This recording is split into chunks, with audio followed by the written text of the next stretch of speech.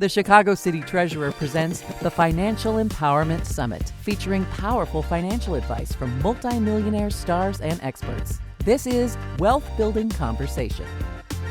So first, let me say good morning and welcome to Building Wealth. Today for tomorrow. Put on by the Chicago Treasurer's Office, and it has certainly been our treat. Yesterday, we started with our Financial Services Career Fair. I told you we had over 2,000 registrants, and we had some of the attendees walked away with job offers on yesterday. Yes, let's give that a hand. And this morning, as we conclude our weekend, we have our Financial Empowerment Summit, and I am so excited. I told you as my role as treasurer, we invest over $9 billion of taxpayer funds. This young lady born in Inglewood, raised on the west side of Chicago. First in my family to go to college. And I tell my staff all the time, we can invest money. We went to school. We know how to do that. But if we're not changing lives, what does any of that really mean? So on this morning, I have joining me a dynamic panel. And I need you all to get excited. First, I'm going to introduce John Hope Bryan, a good friend of mine, the founder of Operation Hope. I am going to ask John to take the stage. He knows that when people are given tools to succeed and are backed by someone who believes in them, that they thrived. I am also pleased to welcome our panelists, my girl, your girl, my soror of Sigma Gamma Rho, hip-hop mogul, now entrepreneur. We all know MC Light as a Rock is in the house this morning. And then we have, and I call them a dynamic duo. We have Dr. Lynn Richardson, one of the country's top financial coaches and expert in wealth building and entrepreneurship. I had an opportunity to speak with Dr. Richardson the other day, and it was such an awesome conversation. So we're going to take our seats and get started, because I don't want you to have to listen to me, because you listen to me all the time, I know. So we're going to listen to the guests that we have on today. So I'm excited to be moderating this panel, because as the host of this conference, usually I'm running around doing all that, greeting you, taking pictures, but they asked that I moderate the panel, so I'm super excited, but I'll try not to dominate the conversation and let them talk. So let's get started. And I want to start with the stories of these three individuals that we have. While all three of them come from various backgrounds, I want to know when money became a conversation in their surroundings growing up. Now, that's an interesting question. Let's get started with you, Dr. Richardson. Well, first of all, let's make certain these microphones are on and ready. I had to turn mine on. Can they hear me now? Got it. You guys can hear me now? Okay, so first of all, hello, Chicago! Woo! I am home. This is my first time hitting the ground since before the pandemic, so I am just so excited to be here. But my first conversation about money, as you all know, I've said this so many times, I was born and raised right here in Chicago. People say on which side? All sides. I was born on 44th and Cicero, the southwest side. And then I grew up on the east side. But my grandmother raised me. She was 75 years old, cleaning homes for wealthy people, putting me through college. She taught me to go to school, get a good education, get a good job, go to church on Sunday, wear clean underwear in case you get hit by a bus. I was like, why do I have to get hit by a bus? And if I get hit by the bus, will I have on any underwear when they find me? That's a whole other story. But I didn't know a lot about money. I knew I wasn't rich. I knew we weren't rich, but I didn't feel poor.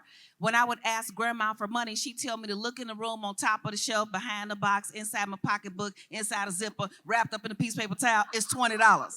By the time I'd find the money, I'd be too tired to spend it, or I forgot what I was looking for it for.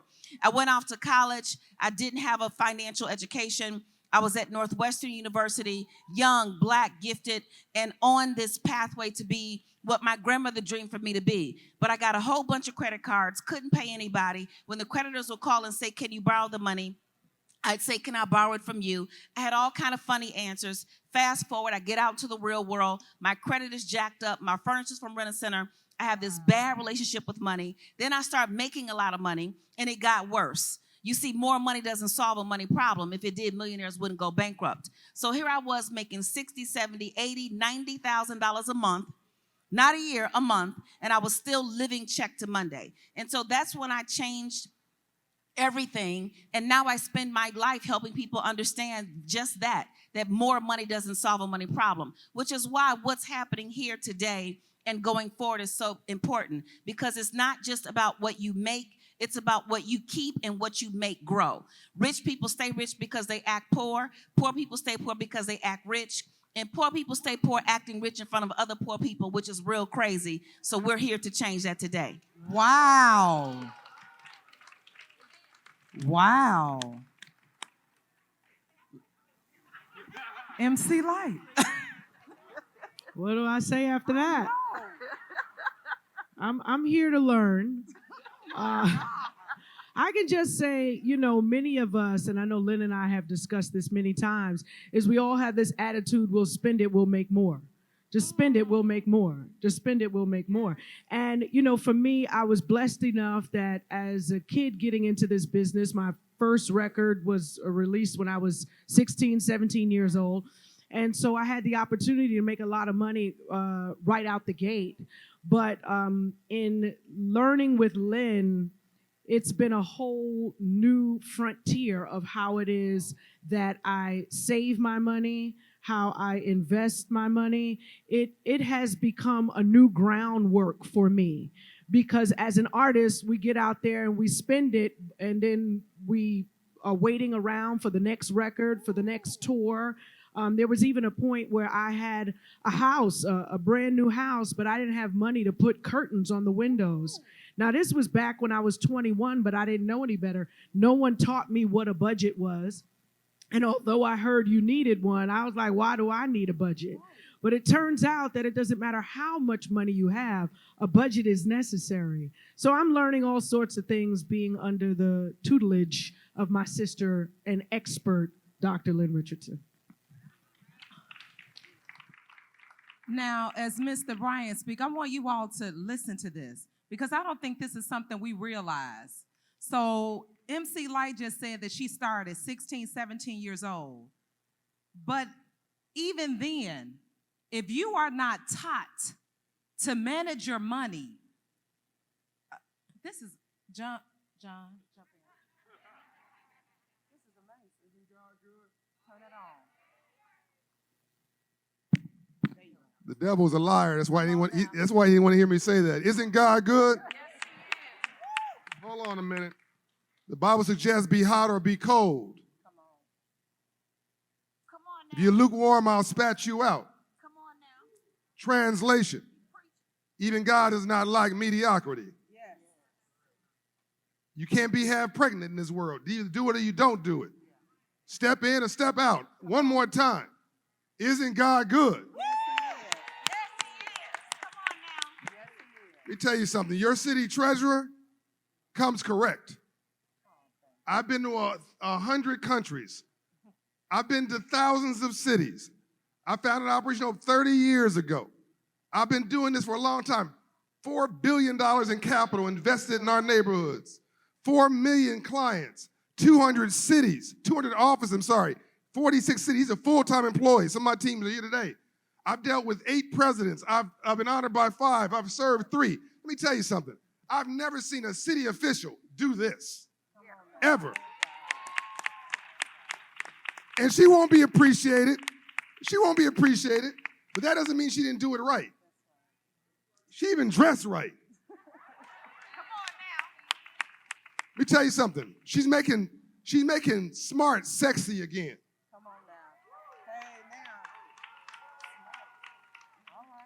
It takes 20 years to change a culture.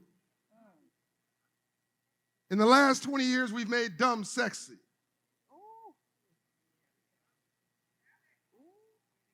We've dumbed down and celebrated it. It's time to make smart sexy again. MC Light didn't come up here talking a bunch of traditional, expected, flossed out, low frequency slang. She came here talking like an enlightened, thoughtful, high frequency, experienced businesswoman in entertainment. The light came on in her head at some point. She learned what my Jewish friends learned in entertainment long time ago. It's the business of entertainment. Am I talking to myself? Quincy Jones said, my dear friend, won more Grammys than anyone, Grammy nominations. He said, if you think you're in the music business and you don't own publishing rights, licensing rights, or music rights, you're actually not in the music business, you're a temporary performer. We're gonna have some church up in here. Y'all gonna come alive this morning. I flew up in here on a Saturday morning. We gonna get some conversation going here. This is literally our time. And I need you to understand that this moment is never going to happen again. We are sitting in a moment in history right now.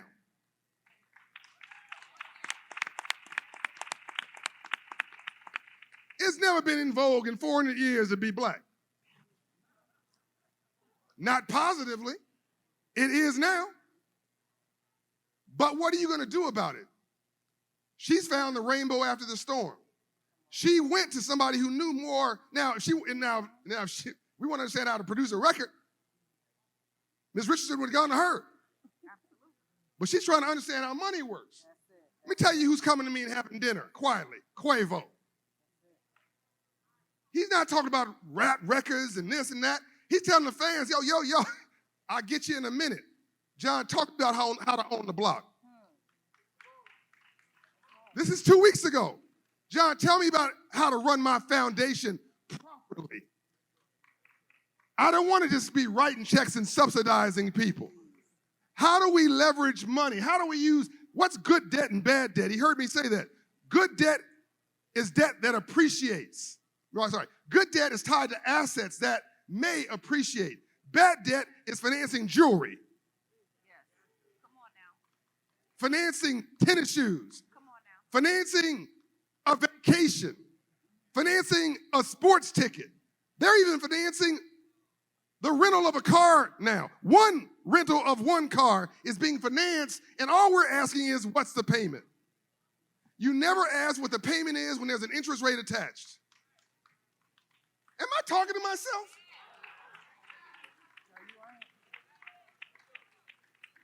Let me tell you something. You hang around 9 broke people, you'll be the 10th. You want to know how not to be poor? Do the exact opposite of what poor people do.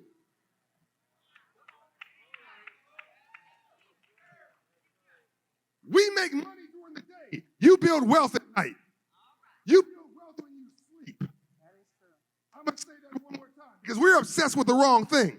What do all my friends say? By the way, T.I. is coming. Let's have dinner. Not talking about no music stuff. That's beautiful. He's talking about how to build wealth. Killer Mike, same thing. All these guys are really smart. They want to understand how to be a businessman. Amen. There's never been a person in her business, Ms. Light's business, or in the sports business that became a billionaire until they understood how the corporate game worked. That's right. Here's what my friends say. I want to make this money. I want to get this cash. I want to make this dollar.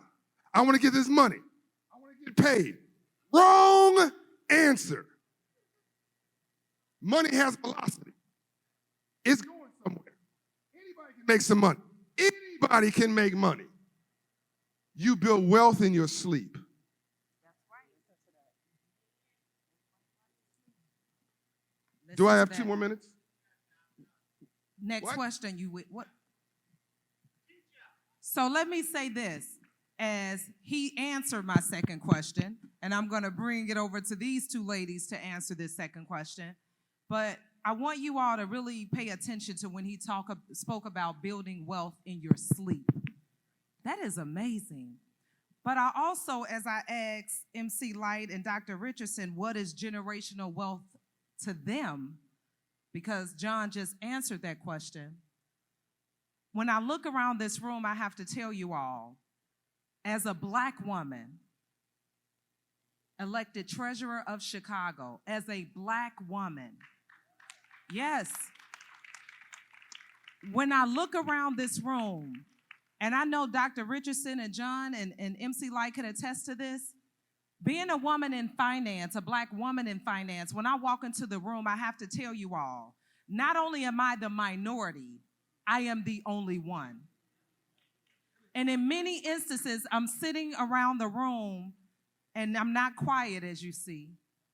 And so I'm inserting myself because if they don't ask my opinion, I am providing it because I went to school to earn 2 degrees to be able to provide my opinion. But when I look around this room, for me, I have to tell you all, this is what it's about. Because when my team put this event together, John, I want you to know that we had to think about what messaging to be able to attract the diversity of residents to this room. Because I understand, being born in Inglewood, raised on the West Side, that finance is not necessarily spoken at the dinner table. So how are we going to bring you here to change lives today? So MC Light, tell us, what does generational wealth mean to you? Right here, this moment, being able to empower people with knowledge and information.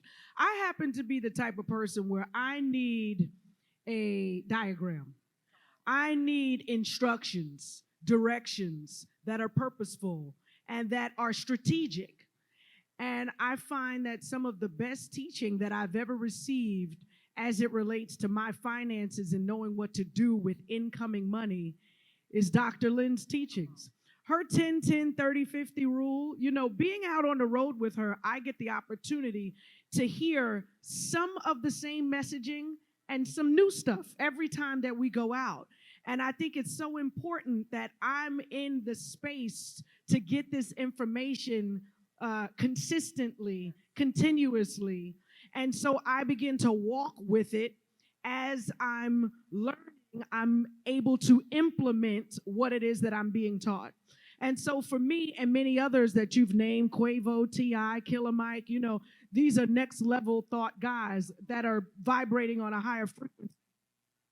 To be able to know what to do with that dollar as soon as it comes in. It has been the greatest reward, and I benefit every time that I hear Lynn speak. And I know it feels like I'm putting her on a soapbox, but I got to give respect where respect is due, specifically as it relates to how it impacts my life. And so being able to know what it does, you know, a lot of times I remember as a kid, you know, having money pile up in an account and saying, oh, it's there. And then I'm taken from it. Oh, it's there. And I'm taken from it. And Giz, one of my brothers, he had an 800 credit score. And I was like, well, how are you doing that? He said, well, none of the money stays in my account. I just make sure that it goes to where it needs to go. And my savings goes to another account. And so you're able to get these tidbits in different places, but it's right here, right now that is going to empower you for generational wealth, because what it is that you learn today, and I love seeing people write or putting notes in your phones, because we can't take for granted what you're going to hear today, you're going to remember. So as long as you write that down and you're able to give that to family members, to members of your community, that is where generational wealth begins. Yeah. Dr. Richardson, yes. Wow, this is a loaded question for me, so I'm going to start all the way at the beginning. For me, generational wealth is holistic. Wealth, the acronym that we use, is wisdom, expansion, assets, leadership, transformation, and health. So yes, I was born into poverty. I was born into violence. I was born in the projects. But what generational wealth means is I'm the last one in my bloodline to be born into that situation. What generational wealth means to me is at this age, in my young 50 years, I have been able to see transformation. I've been able to see mental illness obliterated, toxic relationships obliterated, poverty obliterated. When I went to college, as wonderful as my grandmother was, she didn't have the money or the resources to fly me here or there and so on and so forth. So what generational wealth means to me is my oldest daughter, Sydney, graduated from Northwestern University, and she doesn't have to start at the bottom like I did. What generational wealth to me means is my middle daughter, Taylor, graduated from Howard University, and she doesn't have to start at the bottom like I did. What generational wealth means to me is my youngest daughter, Kennedy, is graduating next year from Howard University, and she doesn't have to start at the bottom. I say this and I believe it, that the number one reason we have not acquired wealth, the number one reason why the wealth gap still exists is because we don't help each other. That's the number one reason. There's a whole bunch of other reasons, but the number one reason is we don't help each other. But when the help is extended, we not only have an opportunity to receive the help, we have an obligation to receive the help. You see, everybody says knowledge is power. I say knowledge is not power until it's put into action. I'm tired of us getting knowledge and doing nothing with it. So what I would say to you about generational wealth, if you want to be wealthy, in those toxic relationships. You want to be wealthy? Find new friends who are going where you're trying to go. You want to be wealthy? Stop beating up on yourself. You want to be wealthy? Stop believing that it's not possible for you. One of the reasons why many of my students, the number one reason why many of my students, if they don't succeed, it's because they never believed that they could kick that spending addiction. So before they even started a financial class, they didn't believe that they could stick to it. You can go anywhere you believe you can go. And if you don't believe that you can make it, you are absolutely right. So generational wealth starts here, today, and now. And let me tell you something. Mr. John said something that's so key. I don't know if you got it. This is a season in time that will never happen again. People say the best is yet to come. No, come is here. Wow. The harvest is here and the time is now. This is the season to win. This is the season to grow. And so for me, generational wealth means if I can do it, you can do it too. Woo, the time is now. So I want to ask this question. I'm going to begin with MC Light, then Dr. Richardson, and then John Hope Bryant. Now, everyone on this stage with me is nationally recognized for many outstanding accomplishments. Hundreds and thousands of people take value and expertise in finance. I want each of you to tell me how you have leveraged your influence to build wealth. And I think it's evident by them being on the stage this morning. And they certainly did not have to do that on a Saturday morning with us in Chicago at UIC. But we appreciate them, we respect them. And I want you all to know something.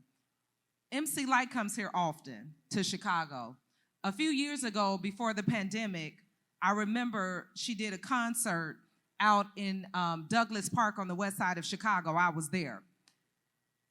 It was so many people out in the park at Douglas Park. I want you all to pay attention to this, and I'm going to let her answer.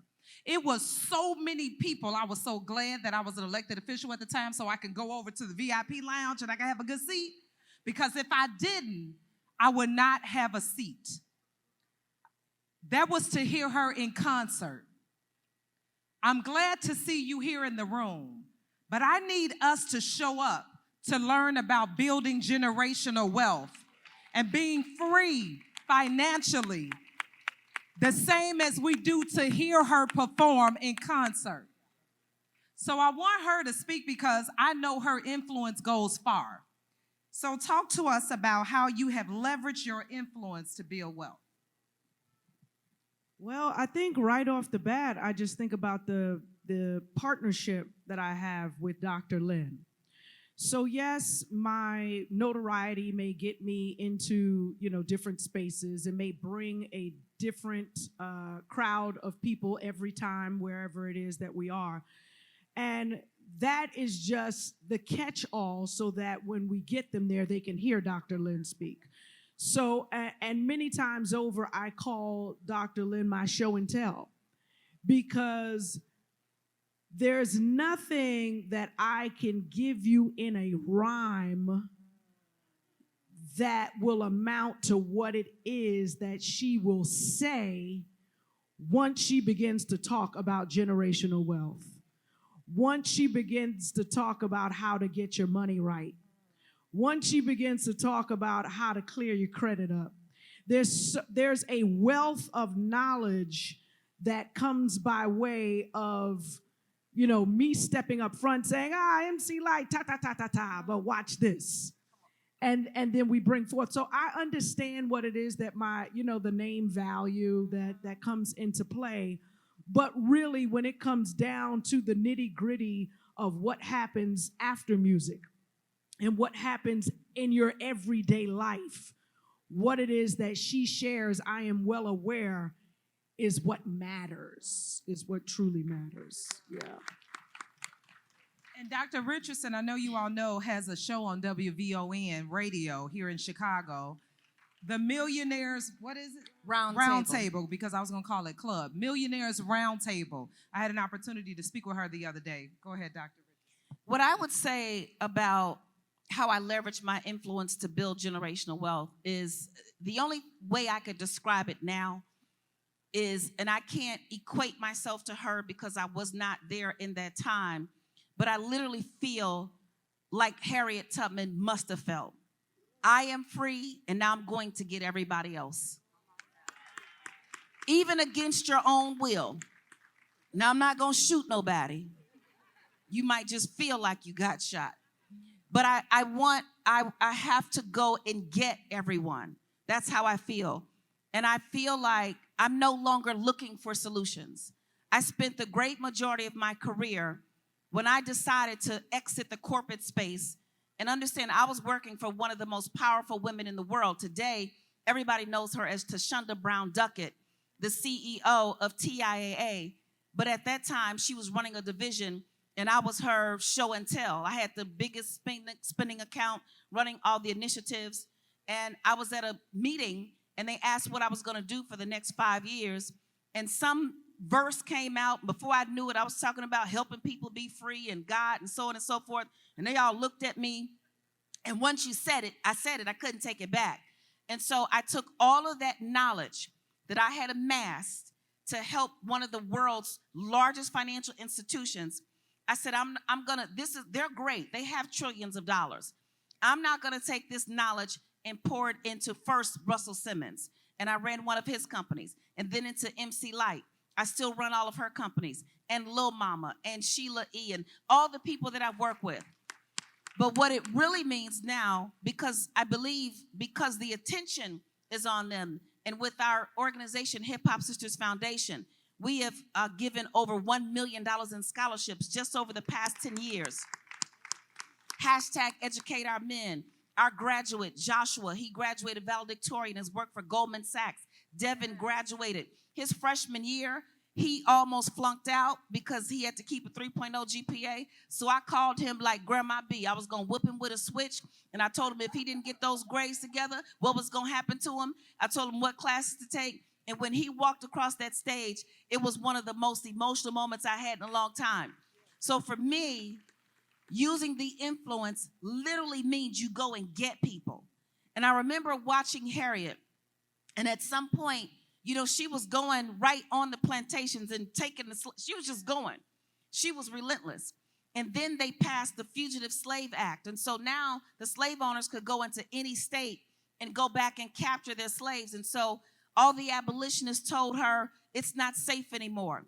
We have to move further up to Canada. And you've only gone 100 miles. This would be 600 miles. And she said, I'm not going to stop freeing slaves because it's far. I'm not going to stop freeing people because you're tired. I'm not going to stop freeing people because you don't listen. I'm not going to stop freeing people because they say we can't do it. I'm just not going to stop. So for me, each one teach one. Make money while you sleep. I have 8 principles. Number 1 is to spend less money. Number 2 is to get more money. One stream of income is hazardous to your wealth. Number 3 is get your money back. Understand the tax code. Understand that when you eat a meal for business, you get the money back as a tax write-off. If you just go out to eat for free, you don't. Make your money grow. Money will work harder for you than you can ever work for it. Think about how hard you work for your money. It'll work harder for you. Number 5, protect your wealth. Make sure you have life insurance, not just a burial policy. Key man insurance, disability insurance, long-term care. Make sure that you're insuring the things and have an estate plan, not a stake, S-T-E-A-K, an estate, E-S-T-A-T-E, so that you can pass on wealth to future generations. Manage your credit, own where you live, and then tithe, give, stop hoarding. If you have 500 pairs of shoes, 700 pairs of pants, 300 shirts, and 700 coats, get rid of that stuff. Make room for some things so God can bless you. So that really is what it is. And if each one of us can do those things and teach one, then that's what using my influence means.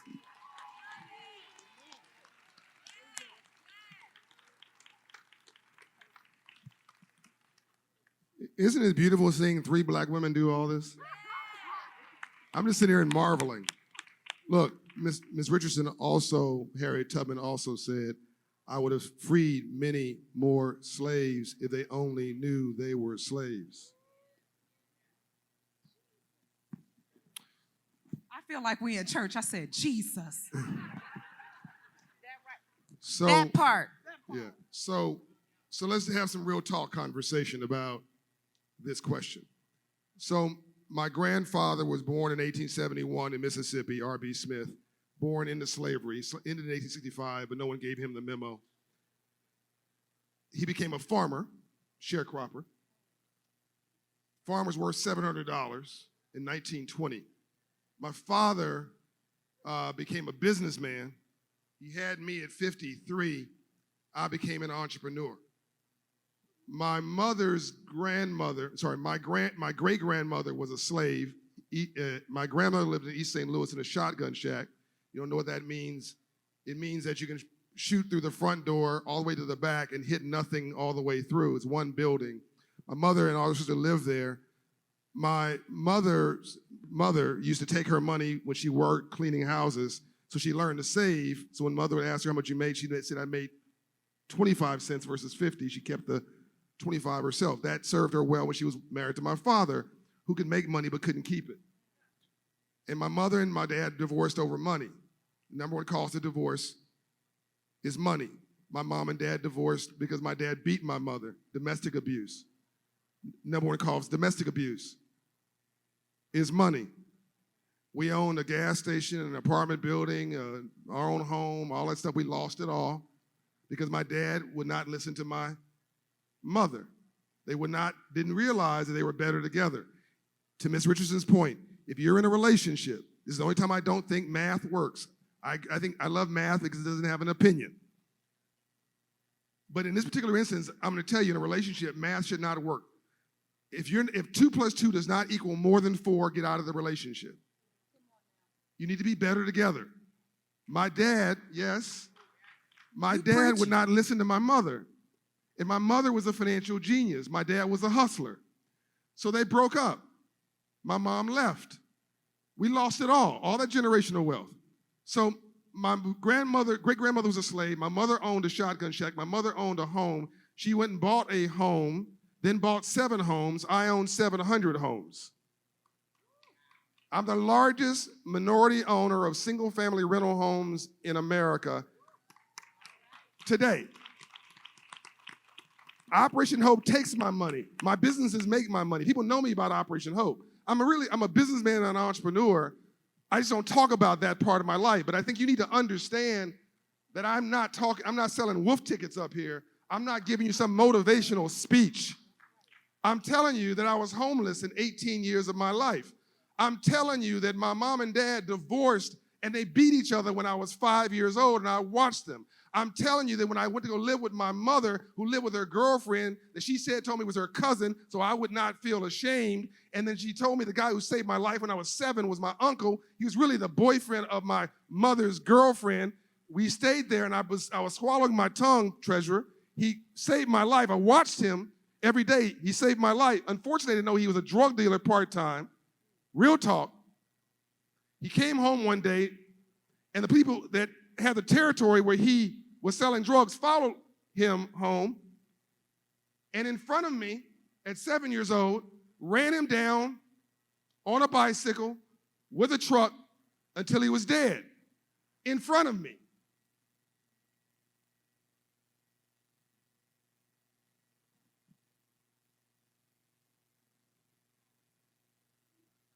That's not what a 7-year-old kid should see. That was also about money. We moved in our first house, 15502 South Fraley, Compton, California. We all remember the address of our first home. That was my mother's home. She owned that home. She put the down payments because she stayed with her girlfriend. She did what my Hispanic friends did, which is to live together until you can afford to buy separately. She bought that home with her own down payment, working an hourly job at McDonnell Douglas Aircraft, making what would be called today $18 an hour. Real talk now. We're there. My best friend was George, smarter than me. Smarts are not enough.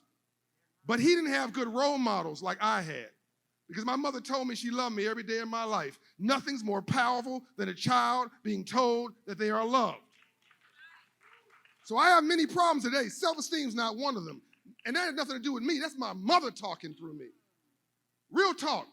My best friend, George, I wanted to be like him. He didn't know who he wanted to be like. He hung around with my next door neighbor, Tweet, who was a local drug dealer and got shot and killed with Tweet.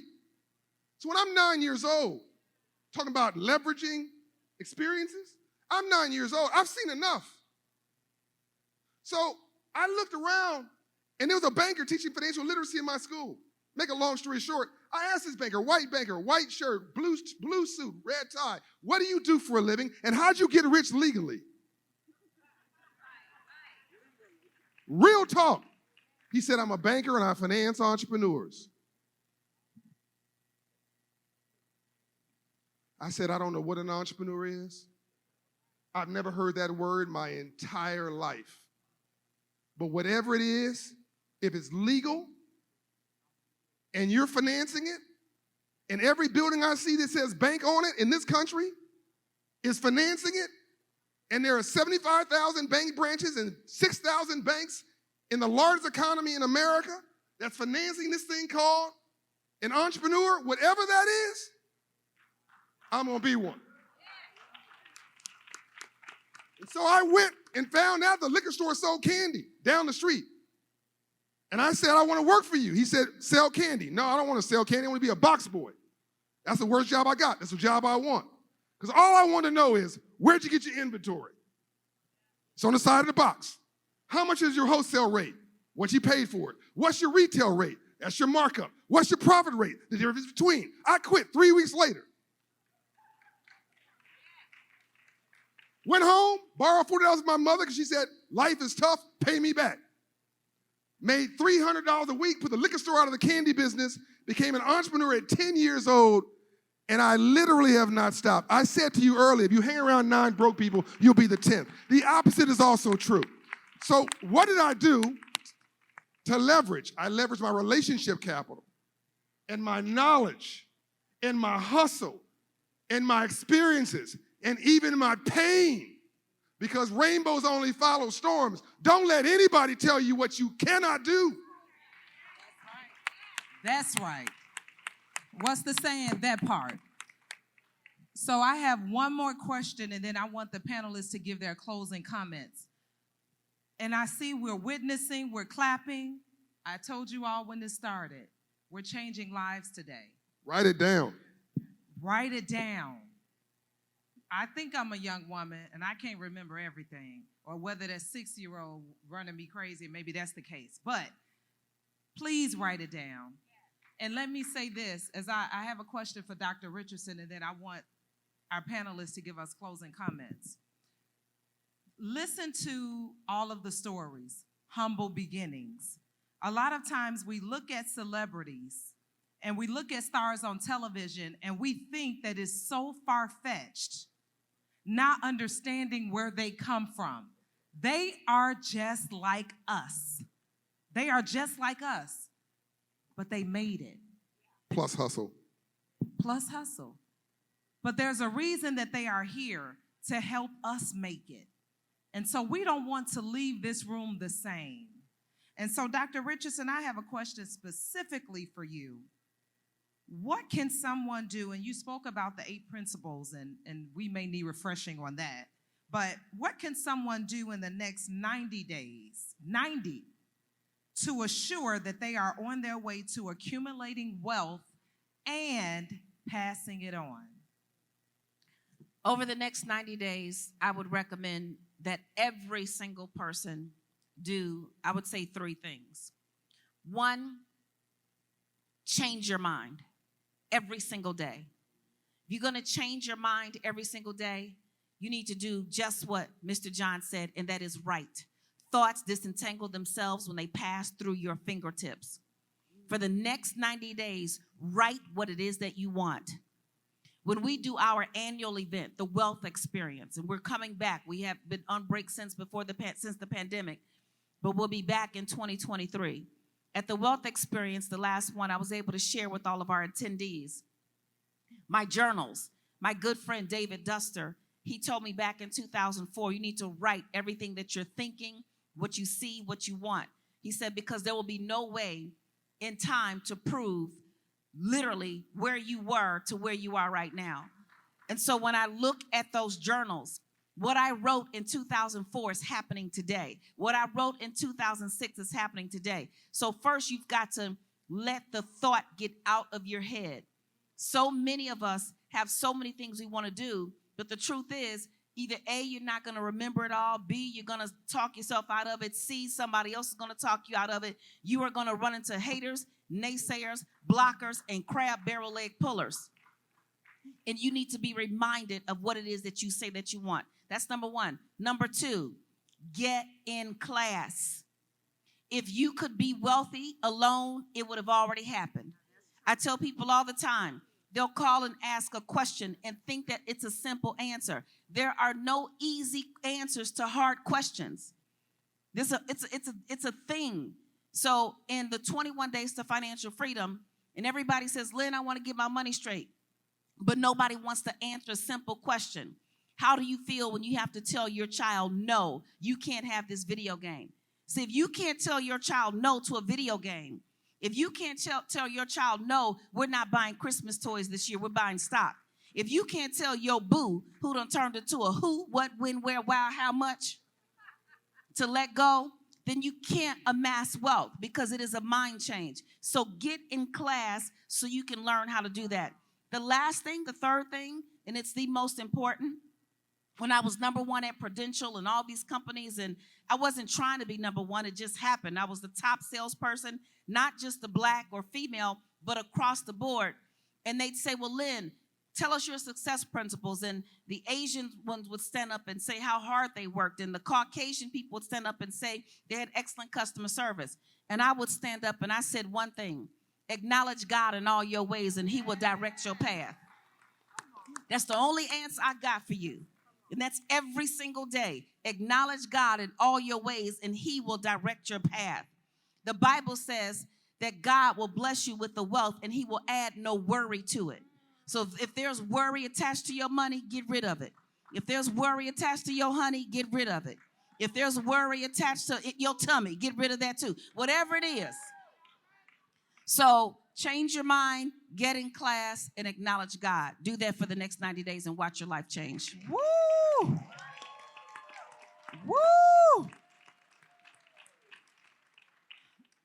Now, let me say this as I open it up. I'm going to ask MC Light, then Dr. Richardson, and John O'Brien to give their closing comments. We're going until 3 p.m. today, but if anyone is live right now, which I saw a couple of you are, I mentioned as I walked on the stage, early bird gets the worm. Please don't come at 3 p.m. and think you're going to receive this type of knowledge. We're going to have something for you at 3 p.m., but you need to get to UIC Forum now. Admission is free. Parking is free. You can hang out with us all day. We have a lot going on after this. Workshops outside of these rooms. We have resource tables all throughout the room. We have food. We have drinks. Not Saturday night drinks yet. We have, soda, water, juice, all of that. I got to be clear. But there's no reason to leave. We have a lot more to come because we want you to learn, and you need to be texting others to tell them to come. I know that we have Damon John still coming and Bill Rancic, but we need you all to be in the room, and we need more because this knowledge should not be wasted today. There is no excuse. Everything is free. And I know how parking is. Sometimes we don't go places unless parking is free. Well, it is today. So be certain that you spread the word. There's more to come. But as we conclude this panel, because I have enjoyed myself. Have you all enjoyed yourself today? I have enjoyed myself. I have learned a lot today. So I want you, there is no question in this closing comment. I just want you to talk. I just want to say, first off, thank you so much for having us, Soror. One. Two, this is no easy feat to accomplish, right? So we commend this sister here for having this entire platform for you all today. Third is, this is a life-altering moment that you are a part of right now, and I'm not quite sure if you all understand it, but there is a miracle in the working for you, for your family, for your community, your neighborhood. And I see some young people here. It's interesting that he, the only gentleman on the panel, John, that he spoke of that moment that his life was changed by seeing that gentleman at his school and taking note to the way that he carried himself and the way that he was dressed, and he wanted to know. That is just curiosity. We all must have a little bit of curiosity. And when he talked about the 9 friends who are broke, you're going to be the 10th, finding a new circle to become a part of, finding mentors, and then also taking note that you must be aware. You have to be present and in the moment to receive the gift that God has for you. So if you're in a bad relationship, if there's something in the midst of where it is that you are in your life that is zapping you and usurping your energy, you're never going to be present in the moments where there are gifts for you. So I would say, try your best to be present in each moment, in each room that you walk in, because there's a gift for you there. But there's no way to tell if you're down and out, if you're feeling sorry for yourself, if you're being trampled upon in a relationship, domestic abuse, whatever it is that might be happening. So break free, break the chains free so that you can get the gifts God has for you. That's my closing statement. Dr. Richardson? My closing statement is really for you to understand that every single person on this stage has dealt with adversity, unimaginable adversity, adversity that should have taken us out and has taken many people out. Unfortunately, when we start to move forward towards something, the moment we hit a roadblock, you want to give up. Oh yeah, see, I knew it wasn't. Let me help you understand something. The race is not won by the swiftest, the smartest, and the one who has no roadblocks. The race is won by those who endure to the end. Get to the other side. I don't care what it looks like. I don't care how tired you get. I've gone through foreclosure, bankruptcy, everything, started over, did it again, so on and so forth. Let me tell you, I would not quit. I created Wealth Vision 2020 in 2008 in Russell Simmons' office because I said by the year 2020, we will have a new vision of how wealth is transferred and created. And in 2020, we had the pandemic, and my online university became a global. I have students on every single continent except Antarctica. It changed. I didn't believe it when I said it, but I did it anyway. You are going to collide into your dream. You're going to collide into your blessing. You're going to collide into that thing. You have to keep moving forward and know that the more adversity, and I have to say this as my closing statement because everybody wants to give up. You can't give up. The only reason why we're sitting here is because we didn't give up. Nobody gave us we didn't grow up with a silver spoon. Nobody gave us a handout. Even if they did, we still had to work to build it, to keep it, to grow it, and to maintain it and sustain it. So don't give up. Les Brown says, if you can look up, you can get up. Russell Simmons says the biggest thing that I ever heard, we were in Seattle. He was on the Super Rich Tour, and everybody, all these businesses that he had, they were great. And even when I heard the question, I was like, oh, what's the answer? And someone said, a Caucasian young man said, Mr. Simmons, what do you do when one of your businesses fails? And I'm like, ooh, I'm about to write this down. He looked up and he said, you can't fail until you quit. Don't quit. God bless you.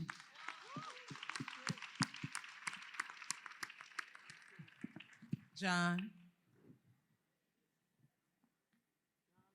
Look how he looking. I apologize in advance.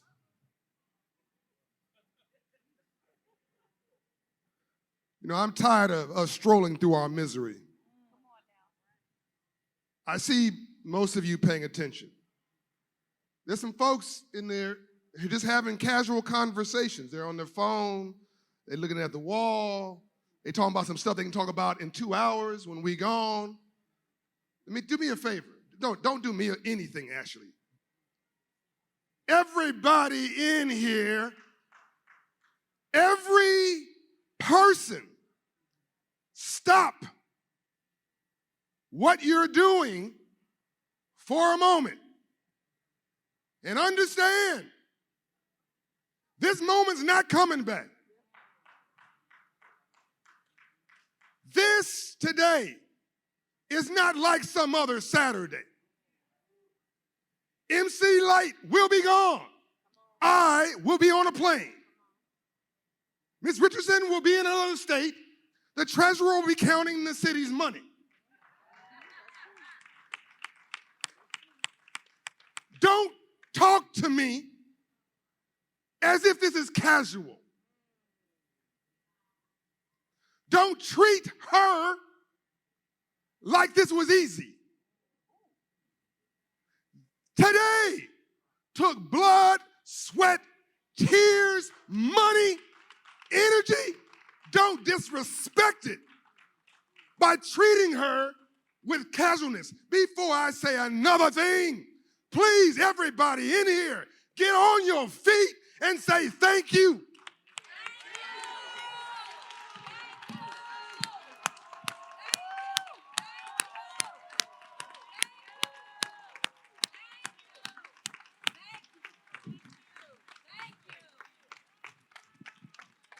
Now, I love you. I want to take each one of you home with me. But I can't. My wife would not understand. But I'm going to do the best I've got in the next 3 minutes to pour everything I've got into you. I'm not giving you a motivational speech. You can't eat that. Come on now. I'm going to give you something you can take home. Number one, the first 100 people after this is over that goes to my table at Operation Hope, all services are free, by the way, and gives them your name, we're going to give you a free copy of my last book, Up From Nothing, that tells the story of how I did it. It's free. Don't go yet. They're not taking names yet. Don't go yet. They're not going to take it right now. I want you to pay attention to what's being provided. Number two, for those who missed that, I'm going to give the treasurer $2,500. And the first 100 people who contact her will get another copy of that book. Number three, because of her and city leaders, we're raising credit scores 54 points in 6 months, 120 points in 24 months, Nothing changes your life more than God or love than moving your credit score 120 points. Come on now. You preaching. There's never been a riot in a 700 credit score neighborhood in all of America's history. 700 credit score neighborhoods don't riot, they go shopping. You know where riots are? 500 credit score neighborhoods. And here's what you see. A check casher next to a payday loan lender, next to a rent-to-own store, next to a title lender, next to a liquor store, next to a pawn shop, next to a title lender, next to somebody renting rims for your car. And we act like it's normal. It's not normal. None of this is normal. It's not. We should be offended.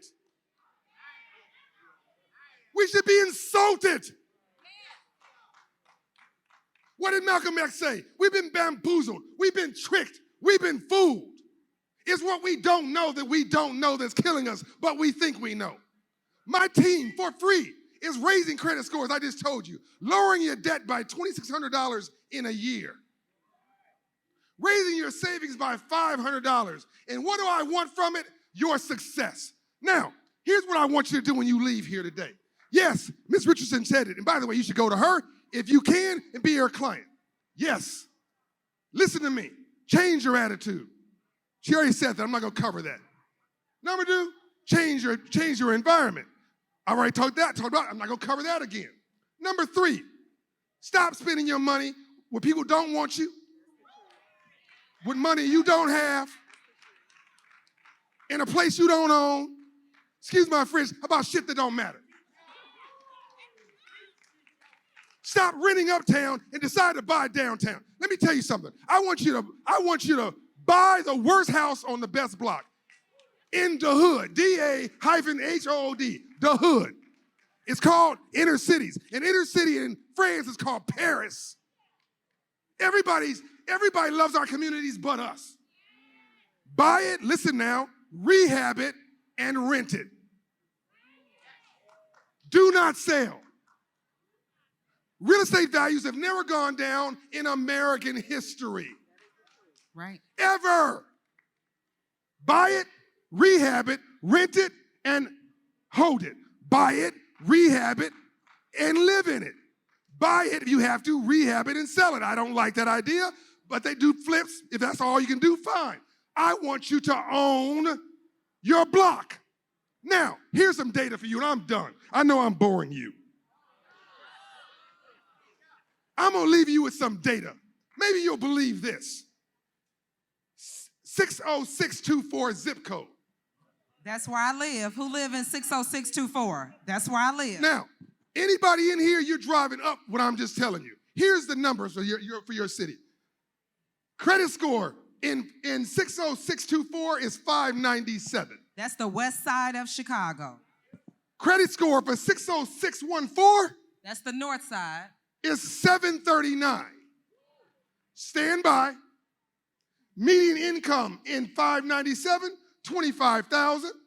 In 60614, 117,000. Home ownership rate is in 60624, 27%. That's the In west side. 60614, 45%.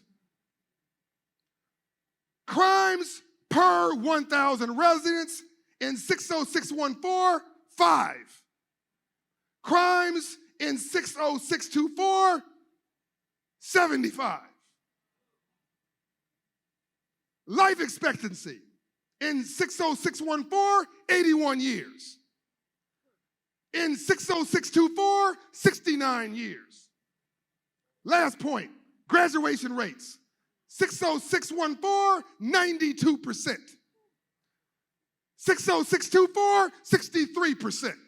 And what you missed is that the difference, the geographical distance between 60614 and 60624 is 15 minutes. Ladies and gentlemen, I can't fix racism. I can't fix bias. I can't fix that orange-haired dude in Florida. I can't fix a whole bunch of stuff. You can't either, but you can fix your credit score. You can fix your attitude. You can fix who you hang around. You can fix who you let hang around you. You can fix where you rent or you're gonna own. If you can't get a job, cash your check, then make a job and write the check.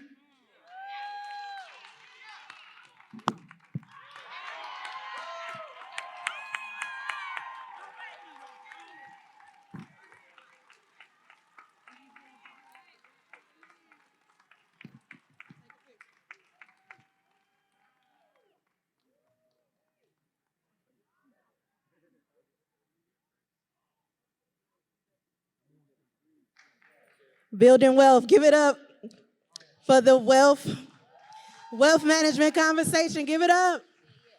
Special shout out to MC Light, Dr. Lynn Richardson, and John O'Brien of Operation Hope. The City Treasurer of Chicago thanks all of our sponsors, including title sponsor BMO and presenting sponsors Chase and Wintrust, and all of our community partners, exhibitors, and guest speakers for their generous support and participation in building wealth today for tomorrow. Thank you for joining us.